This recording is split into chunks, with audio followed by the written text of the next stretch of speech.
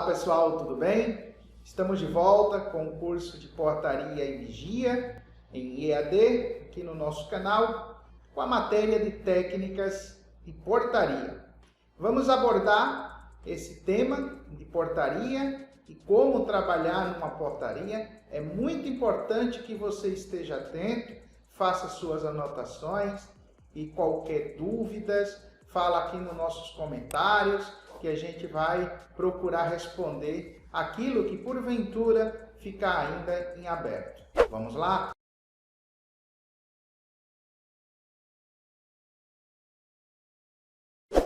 Primeiramente, vamos começar com a portaria e a recepção. Qual é a diferença? Porteiro, recepção, atendente. Qual é a diferença? A área ela é homogênea, né? Então, quando a gente pode pensar em portaria, não podemos só imaginar que existe porteiro de prédio, uma portaria convencional.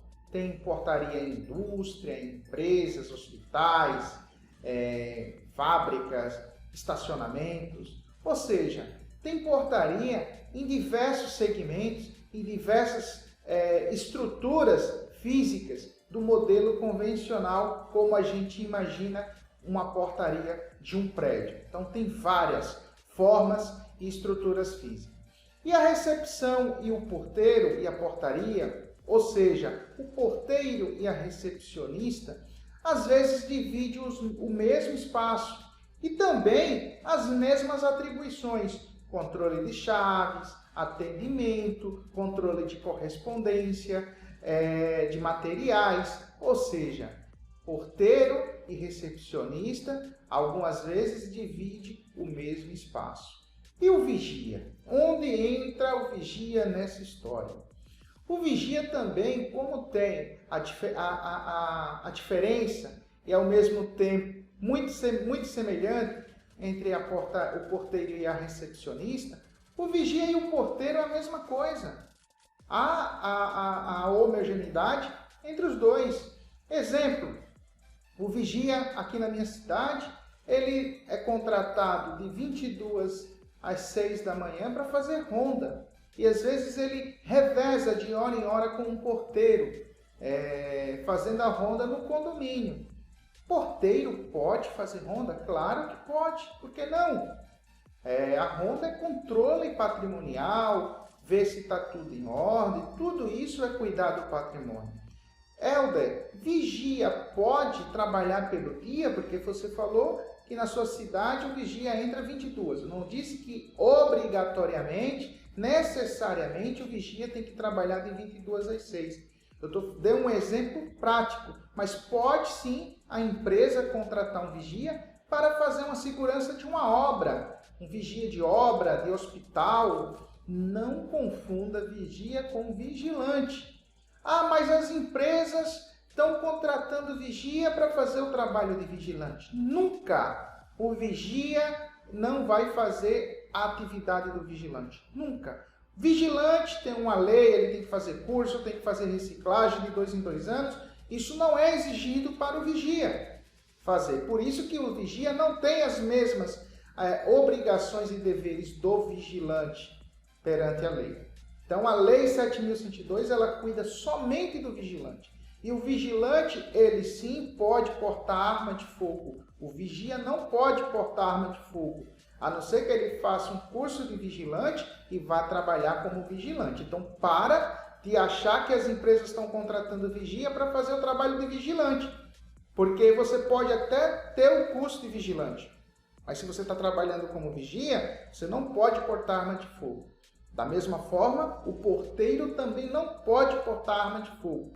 O vigilante pode trabalhar numa portaria armado? Pode. Não é comum, um condomínio, que seja, um vigilante está trabalhando armado, mas é comum ver vigilante armado em indústria, em empresas, fábricas. É comum. Então, essa diferença que parece muito, há muita confusão no Brasil inteiro, essas perguntas na cabeça de quem não está novo na área, de quem não conhece a área, entre recepção, porteiro, vigia, vigilante. Então, essas diferenças que a lei, tem uma lei específica que regulamenta ele, e o vigia, porteiro, recepcionista, são serviços comuns dentro da prestação de serviço que essas empresas tomadoras, ou seja, a fábrica do tio João, contratam a empresa prestadora de serviço e terceirizam o porteiro, o vigia, recepcionista. O tomador do serviço de uma empresa prestadora. Mas o tomador pode abrir mão de não contratar essa empresa tomadora.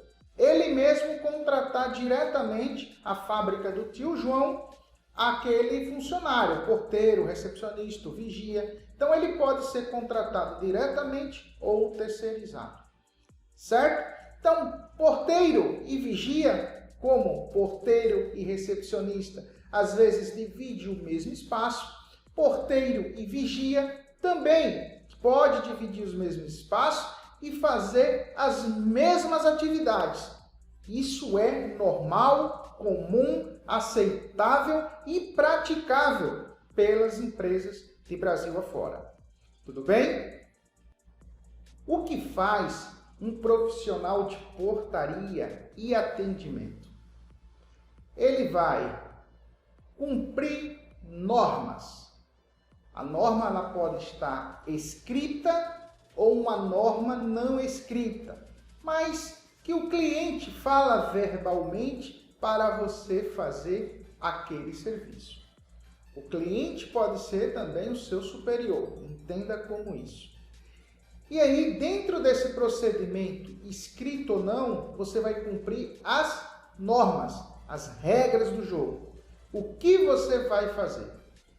Controlar pessoas, veículos, materiais, correspondências, controle de chaves, identificar pessoas e algumas atividades inerentes que esteja lá no procedimento. Tudo isso é atividade do profissional controlador de acesso. Quem é o controlador de acesso? Seja lá recepcionista, seja lá o porteiro, seja lá o vigia. Em São Paulo, usa muito a nomenclatura controlador de acesso para fazer essas atividades. Mas não importa se você é controlador de acesso, porteiro, vigia, vai fazer isso de qualquer forma. Qual a finalidade do atendimento? Recepcionar. Receber as pessoas com cordialidade, passar uma imagem positiva e prestar um bom serviço. Informar, esclarecer as dúvidas. Orientar, indicar opções e ajudar a tomar decisões. Exemplo: a pessoa está autorizada a entrar num condomínio, um apartamento. Ela precisa ir até o hall, onde está o elevador. Tem dois caminhos, um coberto e o outro descoberto. Está chovendo. Então você vai dar as opções. Olha, esse caminho descoberto é mais próximo do hall. E esse que está com todo, de repente, coberto, é o mais longe. Como está chovendo, tem esses dois caminhos. É preferível que você não tome a chuva. Vá por aqui. Ou seja, você deu as opções e ajudou a pessoa a tomar decisão. Filtrar, diagnosticar as necessidades dos públicos internos e externos. Amenizar, acalmar os ânimos e fazer esperar. Agilizar, evitar perda de tempo. Não confunda, agilizar não quer dizer não cumprir as normas e fazer com que aquelas pessoas entrem sem critério. Agilizar é cumprir as normas, de repente pegar documento, já ir anotando em planilha ou em sistema, de acordo com o seu local de trabalho, já ir informando a quem aquela pessoa vai visitar. Isso é agilizar, não é facilitar, ok? O que devemos considerar ao iniciarmos um atendimento? Ouvir o que as pessoas têm a dizer. Considerar os ânimos das pessoas: nervosismo, ansiedade, desânimo, respeito, etc. Compreender a importância das pessoas para nós e para a nossa empresa. Afinal, estamos ali para atendê-las. Não julgar as pessoas pela aparência ou gosto pessoal. O profissional de segurança e atendimento deve ter em mente que o sucesso de uma empresa depende de fatores importantes, como os seus funcionários bem treinados, o cumprimento rigoroso do seu procedimento, desempenho de seu pessoal, sua imagem perante ao público. Qual o meu público-alvo? O público-alvo de uma empresa pode ser o interno ou o externo.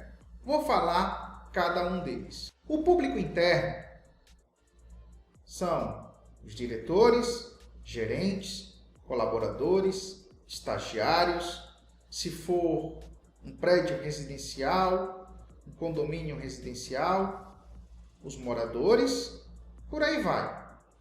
Público externo são um universo de pessoas físicas ou jurídicas que procuram a empresa a fim de utilizar seus produtos e serviços, ou seja, visitantes, fornecedores, pessoas que queiram visitar aquele condomínio, aquela empresa, aquele hospital, um paciente.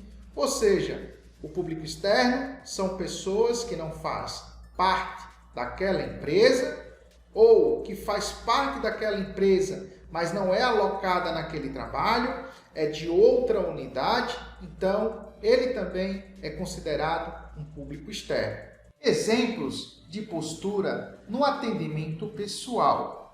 Seja natural, sorria sem exageros, esteja disposto a servir e demonstre interesse real pelas pessoas e não nas pessoas. Saúde o cliente, bom dia, boa tarde, boa noite, ou seja, cumprimente-o.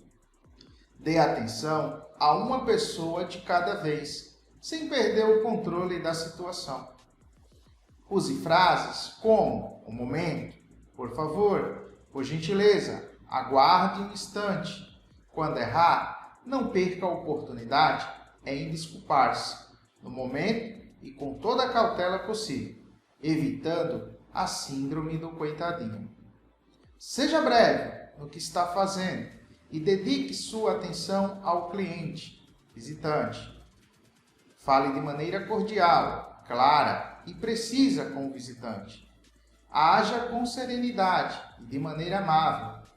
Seja discreto e cuidadoso para não invadir a privacidade alheia. Mantenha sintonia com a fala e a expressão corporal. Saiba ouvir reclamações. Possua autonomia, iniciativa. Muitas coisas não estão nos procedimentos da empresa e temos que observar a política da empresa. Olhe para o cliente, visitante. Conheça as atividades realizadas por outros funcionários do seu setor ou empresa. Conheça os funcionários-chave para casos específicos e as instalações da empresa. Faça com que as pessoas se sintam especiais, sem, contudo, proporcionar-lhes outras interpretações. Não demonstre nervosismo ou qualquer comportamento emocional negativo. Saiba separar seus problemas e controle suas emoções pessoais. Nunca critique a empresa ou colega de trabalho na presença de visitantes. Isto demonstra falta de educação com o visitante e a pessoa e consigo mesmo. Não interrompa a fala do cliente, visitante. Não mascar chicletes. Nunca diga não sei. Caso não saiba de uma informação, peça um instante ao cliente e procure informar-se. Postura de atendimento telefônico. Fale claro e pausadamente, permitindo que o interlocutor entenda perfeitamente a sua voz e seus dizeres. Fale sempre o nome da empresa, o seu em seguida. Cumprimente o interlocutor. Exemplo: Grupo HM Elder, bom dia. Grupo HM Elder, boa tarde. Grupo HM Elder, boa noite. O nome da empresa, o seu, em seguida, saldo. Seja cordial e educado. Pergunte o nome do cliente e chame pelo nome. Procure atender ao telefone antes de tocar pela segunda vez. Só um exemplo. Se você não atende, as pessoas que estão ouvindo vai perceber que você está com problema, além de incomodar aquele barulho. Isso demonstra também falta de organização e falta de respeito com quem está ligando. Saiba escutar, interessando-se pelo que ouve e estimulando a troca de opiniões. Ao atender, coloque um sorriso na voz, sem exagero, é claro. O telefone da empresa deve ser usado apenas a serviço, bem como os assuntos ali tratados devem ser de cunho profissional e não pessoal. Evite crítica e também elogios persistentes às virtudes de pessoas ausentes. Tenha cuidado com o aparelho do cliente, pois ele não é seu.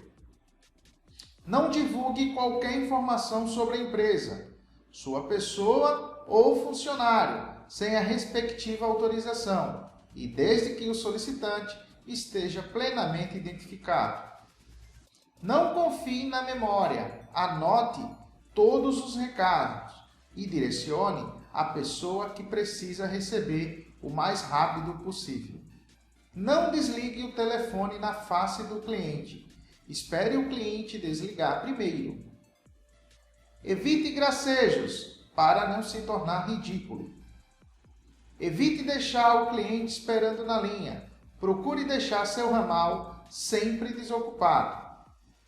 Palavras de tratamento pessoal, como meu bem, querido, não deve ser usado.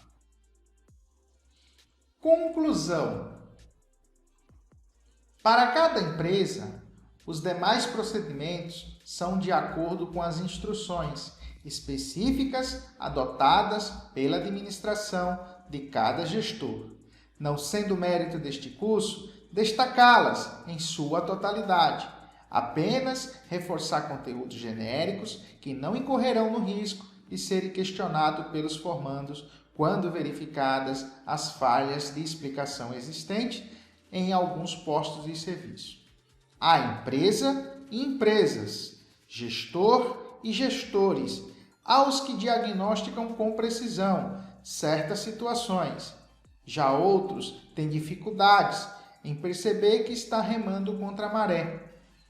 Há os que ouvem, como também há os que só sabem falar e não suportam as sugestões. Nós temos que estar prontos para nos deparar com estas situações, sem perder o profissionalismo e o bom senso. A portaria é o cérebro do patrimônio, onde tudo passa por lá. O porteiro, controlador de acesso, vigia, recepcionista, não importa. Tem que fazer relatório diário do seu serviço, de quem está assumindo o serviço, material carga, anotar a ocorrência, se houver, no seu plantão e para quem você está passando o serviço. É muito importante que esse relatório tenha detalhes e seja anotado tudo para facilitar a vida de quem está assumindo o seu trabalho. Oficial de justiça, não se desespere. Faça contato com quem a pessoa solicitada ou o seu superior imediato. Após a autorização, é liberado o oficial de justiça para cumprir o seu papel judicial. Geralmente, acontece dessas pessoas, oficial de justiça, polícia, chegar logo para querer entrar e você tem que agir com muita calma, com cautela. Fala que vai entrar em contato, que vai ser atendida a solicitação, que não vai ser impedido a ordem judicial para que todos tenham tempo para executar a sua função. O porteiro fazer a parte dele e o oficial fazer a parte judicial que lhe cabe. Em caso de flagrante delito, é importante salientar que não precisa de um mandado judicial, pois em flagrante, como já estou falando, é uma continuação de uma perseguição e o porteiro, o homem de segurança, não pode impedir isso. Tem que entender um pouquinho de legislação. O cumprimento do mandado judicial é só durante o dia. À noite, o oficial de justiça, se chegar no seu prédio, na sua empresa, não deixe entrar, pois não se cumpre mandado judicial durante a noite. Em caso de flagrante delito, é 24 horas. Não precisa do mandado judicial. A polícia em flagrante delito vai entrar em qualquer lugar e fazer a sua atividade, cumprir o seu dever.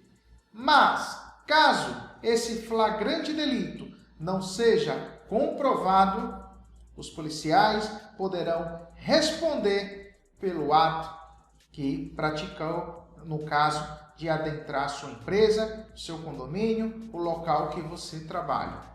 Estamos finalizando técnicas de portaria. Acredito que o conteúdo dessa aula ajude o aluno a fazer o seu trabalho de uma forma tranquila e objetiva. É importante também que o aluno faça os seus questionamentos, comente aqui nos comentários, curta, se inscreva no canal para facilitar e divulgação do nosso material. O curso Portaria Vigia EAD, ele não finaliza por aqui.